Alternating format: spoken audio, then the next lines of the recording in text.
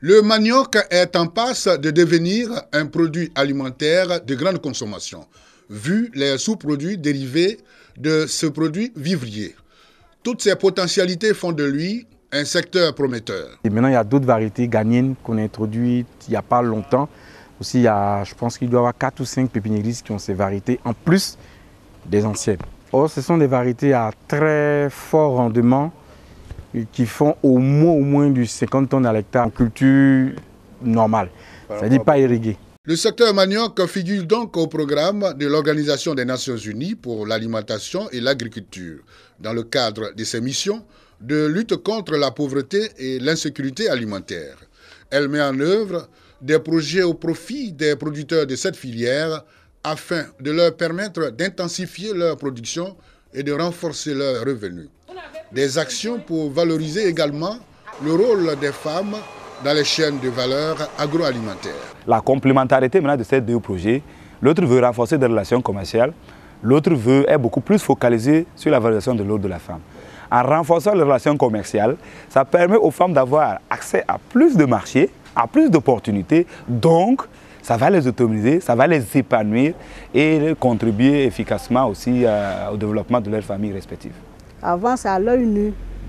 Il faut appeler une autre pour venir voir avec cette quantité de manioc que j'ai, est-ce que je ne vais pas rater mon attiéké ou bien viens m'aider. Mais aujourd'hui, on a des mesures, donc ce n'est plus à discuter.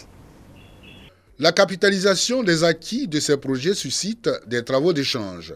En témoigne cette rencontre de Yamoussoukro.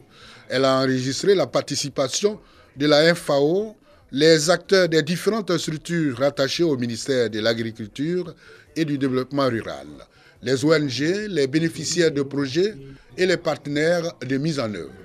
Objectif, planifier les interventions dans le secteur manioc. Nous sommes au starting block et ensemble nous essayons de voir avec la FAO comment faire la promotion de cette spéculation-là qui, ma foi, peut valablement remplacer beaucoup de produits que nous consommons en Côte d'Ivoire. Plusieurs actions déjà menées sur le terrain, mais les participants estiment que beaucoup d'efforts restent encore à faire.